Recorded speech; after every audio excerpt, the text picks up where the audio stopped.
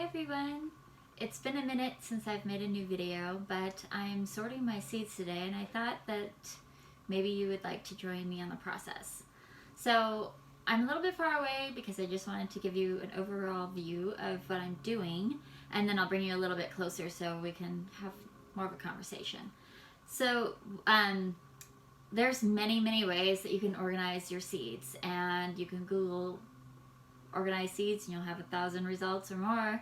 And even some of my favorite gardeners have different ways of organizing their seeds that I really appreciate and I love it. And I've tried all kinds of different ways, from Excel spreadsheets to color codes to alphabetical to numerical to by the season. And it's just I've just haven't gotten the system down that works for me, and I lose interest part of the way through. And I've discovered that when it comes to sowing seeds, which I don't have a lot of confidence in, or growing vegetables, which I also don't have very much confidence in, I either tend to give up because I'm not perfect at it yet, or I just get really frustrated and I do it kind of half-assed. So last year, 2020, really inspired me to look a little bit closer on the systems that I use to grow vegetables, because let's face it, I have a beautiful ornamental garden and there's no reason I shouldn't be able to grow vegetables. So I needed to figure out what my blockages were, or figure out a system that just worked better for me. And as you know, I'm all about super simplicity and bringing joy into my life. So as soon as it stops being joyful, I'm just going to stop doing it. And that has worked in most areas of my life, but the reality is I really want to be able to grow vegetables for my family and grow enough that we can harvest and can, or freeze, or however we're going to store them, or at the very minimum just have a very successful small vegetable garden that I can that I always can rely on. So far, the only things that I can rely on myself growing are peas, beans, and potatoes, which is a great start, but there's so much more, right? The other thing that I've almost always done, is find all my starts at either a farmer's market or a plant sale, Master Gardener plant sale, or a nursery. And last year I wasn't able to do that because the nurseries were closed and the plant sales didn't happen, and I didn't start seeds, so I had a very minimal garden, vegetable garden anyways. So I realized that I really need to be able to rely on myself and my garden. And the only way that I could do that is find a system that really works for me. But someone I was listening to in recent weeks taught about using this jar system, which really sparked my interest. It made so much sense to me, and it's not the only way to organize seeds, but I think this is the way that I'm going to organize them, and I'm hoping that the success rate is at the level that I expect it to be, because I really feel connected to this design. And so basically what we do is we go through our seeds and we put all the seeds that need to be sown in a jar labeled by the month. So I have 12 jars here and they're labeled by the month. We'll put the seeds that we're going to use in each jar, and then all 12 jars can be stored in the refrigerator. Now, most people don't have this much room in the refrigerator. I just happen to have an extra refrigerator in my garage that we mostly used to keep our extra soda and beer for guests in. Well, let's be real. We don't drink beer, so choosing beer for guests is kind of stupid. So we just have our guests bring their own beer, because then they get to drink what they like. And we don't have a bunch of beer that's just sitting there doing nothing until somebody wants to drink it someday when they visit. And this last year we haven't had any guests because of COVID, so it's probably a good thing there's no beer in there. And my husband and I both have stopped drinking soda, so we don't have a really good reason to have that extra refrigerator. I do use it a lot during canning season because I keep my extra vegetables and berries in there until I'm ready to process them.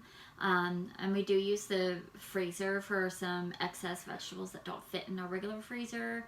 And then I really love that refrigerator specifically to do flower arrangements and hold the flower arrangement for 2 or 3 days before I share it with someone. But it's not like something that we use on a regular basis. So that's going to be the perfect refrigerator that we can store our seeds in. Seeds do need to be in a cool climate. Refrigeration is ideal. But you could definitely store them in like a cold garage or a root cellar or something like that. And these may be moved into the root cellar once we have that built out and completed. When we move all of our canning supplies and everything else into there, but right now it's just not done being built, so we're not using it right now. But the system is every jar has all the seeds that you need for that month, and that way, you know, it's January, I'm just gonna grab my January jar, I can set it on my kitchen counter, and I just know exactly what seeds that I need, which I love. I'm all about alphabetical and numerical systems. So my previous system looked like this. It was in this box. And it was all, let's see. All right, I'm going to bring this a little closer to show you. So it was all alphabetical, and then, you know, the A's were in the front, and Zinnias were in the back, and everything in between. Well, all that meant is that every month I would have to go through all the seeds and determine, okay, is this a seed that I need? Is this a seed that I need? And read all the instructions and see what date it needed to be done. Is it, you know, before the frost or after the frost, or, you know, whatever it needed to be. Which gets frustrating, and you end up missing seeds, or you miss a week or a window. And then you have to wait for the next year, or take your chances and seed them anyways, and that's just almost never successful for me. But I think this system is going to work out really well, because I could just grab the jar for the month, and it'll be just fine sitting out on my kitchen counter for a month. And so it'll just be a reminder, oh, these are the seeds that I need, and, you know, I'll pick a day through the month to go sow those seeds, or sow them inside, or whatever needs to happen. If it's like a cold stratification, and I'm talking about, like, maybe those seeds won't go out in the garden, but I know I need to sow them, you know, before it's time to put them out in the garden. So that's when I'll put the seed in that jar, if that makes any sense. So I'll take an example. I'll take my February. I actually just put all my new seeds that I just recently got from, it's like my seed haul, from 3 different seed catalogs that I use. And then I still need to go through this and put those in the appropriate jars, but I wanted to just get started with this video and show you what I was doing. So for an example, I have this pickling cucumber that I'll want to have, but I need to seed this first before I put it out in the garden. It needs to grow and be a little bit stronger before I could get it out in the garden. My growing season is not long enough for me to just direct sow and expect to get pickles by the end of the season without starting them ahead of time. So these seeds will be sown indoors or in a milk jug situation. Let's see, it says 3 to 7 weeks before anticipated transplant date, which means if I want to plant these out in April, early May, I need to get them started in February. So I wouldn't put these seeds in like the May jar, because that would be too late to sow these seeds. So I'll put them in the February jar, because that's when I need to start putting them in some soil and start growing them. There may be some seeds that you want to succession plant, meaning that you're going to plant them regularly through the season, like a lettuce, or, you know, I don't know. What else do I have in here? I do succession seeds with my beans and peas a little bit. There's many plants that you might do that with. So there's a couple of options that I see you could do with these jars. Is one, you could have multiple packets of the same product that you want to succession seed, and you could put them in the different jars, or you could open that package and just split it up, and you can use, you know, your own little baggie or something. I love these little baggies. I get them from the company that I get my tea bags from. So I get an organic cotton tea bag, looks like this, and they come in these little bags, which is perfect to hold seeds that I save or seeds that I want to split up. And that's the other thing, is you can, there's also like little envelopes that you could have. They're like this big, and those are great also, that you could split up your seeds or save your seeds, or have multiple packets of the same seed in different jars. I think that's going to work out really great. The other thing that I really love about the jar system, because some of the systems that people use are little photo, they're made for photographs. They're like little plastics rectangles, like 4x6s, and people put their seed packets in there, which they will fit a nice little seed packet. But this corn is actually the perfect example. It's kind of thick, and so then when you start piling multiples in there for the month or for the season, you're gonna run out of room in those little plastic things. The other thing is, if you had like garlic, which I have a little bit of leftover garlic from when I planted them out in the fall. I'm gonna try. I wanted to save a little bit because I wanted to just see what happens with growing them in the spring, and if that works out. I planted 90% of them, I think in late October. But something like this is really bulky, and I definitely can't put that in those little photo boxes. And so, and then when you're saving your seeds, you're gonna have like these really bulky seed heads. This is what is this? This is calendula. And so, I mean, now that they're dry, I could totally just get all the little tiny seeds and put them in something else. But for convenience, they might just be bulky, and you might have a big sack, or even if you're growing like a lot, you might buy big sacks of corn or different big bulky seeds that might not fit in a little tiny box. And I was noticing, even with this box, and even with not growing very much, I am almost out of room in this box sometimes during the season. I'm like packed in there. And so I think that divvying them up like this is going to work really great. The other thing that I really like to do is garden by the moon. And gardening by the moon means that I'm going to look at what kind of vegetable or seed that I'm going to be growing and sow them appropriately on a date that the moon's energy amplifies that growth pattern. So the moon is always pulling and releasing the tides. We're really familiar with the ebb and flow of the high tide, low tide, right? Well, the moon does that with all of Earth energy. All of the water that's in the earth comes up to the surface, or it's released down further into the surface. And it does that with our blood systems. It does it with all kinds of systems that are water-based. And so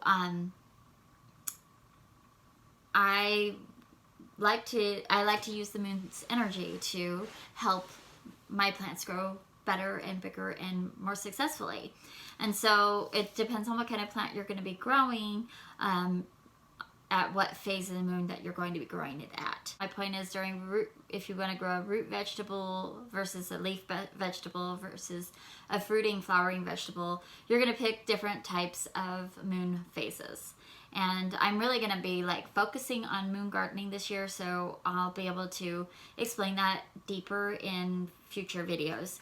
But the first thing I'm going to do is I got myself a day planner that has all of the moon phases in it.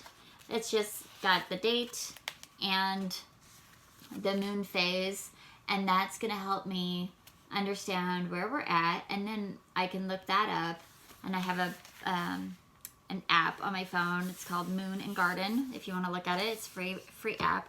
It's relatively correct. I always check Farmer's Almanac, who also has a moon gardening calendar, to really hone in on exactly what kind of plants that you want to grow on what moon phase. But I'm going to be bundling all of my plants according to whether they're root or leaf or flower. So a lettuce is a leaf. And I think maybe vine is a separate one too, but I'll have to double check. So the sugar snap peas are vine. And then we have a monarch butterfly garden mix, that's the flower. And then we have chicory, which is a flower.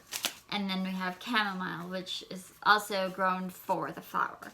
So what I'm going to do is I'm just going to bundle them, and then I'll know, like, oh, okay, I want to plant stuff on Thursday.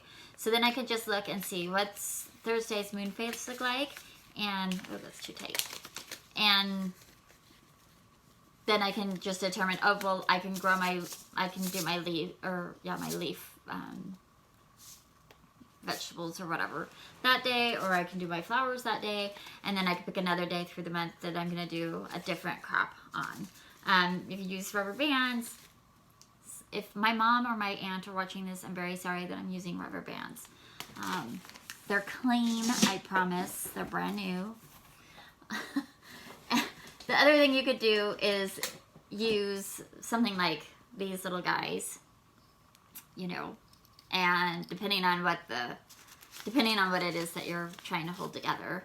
Obviously, if it was like that big thing of garlic, I would need something more robust than these, which I absolutely love those, so I'll probably use those a lot of the time too. And then that way it's just even that much more easier. I could just say, oh, it's this moon phase, it's this type of crop, and I could just grab that bundle and take care of it and plant it accordingly. The only thing that I haven't quite figured out is how to keep track of my rotations, but I'm sort of figuring out a system where I might use like a color dot system like this, where it's like year 1, 2, 3, 4, and I could clearly see on like my seed packet, I could just put a little dot and be like, oh, well, this, you know, if I put color dots on all my seed packets, then I can determine what color dot follows. So I'll have to do a lot of research and some cross-referencing to figure out what exactly that is and what that looks like, and see if that's the most simplest way for me to keep track. But I think that might work, where if I knew that purple was my root crop and I knew I had to grow leaves the next time, then I can do blue, or, you know, whatever the system is. So that's kind of what I'm thinking about crop rotation. I did want to share just a couple other little organization tips that I have for you when it comes to growing your gardens. Number one, a garden journal is so essential, guys. It is so essential. This is my Bible. This is like everything. It has this particular one especially is so good. It's a 10-year journal, which means when you get past the other fun stuff, you've got your dates in here, and it allows you to record the year, the weather pattern, and the highs and lows for the day, and then you can journal what you did, or what you basically what you did, whether you planted something or you trimmed something or you did something in the garden. And then you can go back and like, oh yeah, last year I did this. This is a good time of year to do that. Or, oh, last year I did this and it wasn't so great, so maybe I need to do something different this year. And that's a great way to keep track over 10 years of exactly what's going on in your garden. The other thing that I really love is it has a spot to design your garden. And had it a few years. It's starting to fall apart. And so I was going to pull out this year's vegetable garden that I just did a couple of days ago. It's half of the fun is designing the garden, and I love it. It's like my favorite thing to do is design the garden. So this is this year's vegetable garden with our new beds and new garden space that we are designing. Actually all the beds are in. We just need to finish putting in the soil and the walkways and the fencing, and it'll be ready to go. But I can plant out before the fencing is there or the walkways, right? So that is really important. This particular journal also allows me to put in, like, record my planting and harvesting, and it allows me to record all of my garden purchases, how much they were, where I purchased them. It has a soil test record section, so I can monitor that. There's all kinds of really fun stuff in here that, I mean, I find it to be really fun. And then, or just, it has a perennial inventory and a tree inventory, so I can say, you know, when I planted them, what the names were, how many of them I planted, where I planted them, what time of year that they flowered, or what date I noticed them flowering. And then it allows me to keep record of that for the next 9 years after the entry of, like, how many are left. So, like, when you plant like a tulip or something, and you plant a group of 3 tulips, and then the next year they come up and there's actually 5 tulips, and then there's more, and then maybe there's less, and so you need to divide, and then there's like a whole lot more, and so you can keep track that way. So a garden journal is just like so essential. The moon journal is just something a little additional for me right now while I'm really learning the phases of the moon and how they apply to my garden. In the future, I may just write that all right down here in my journal.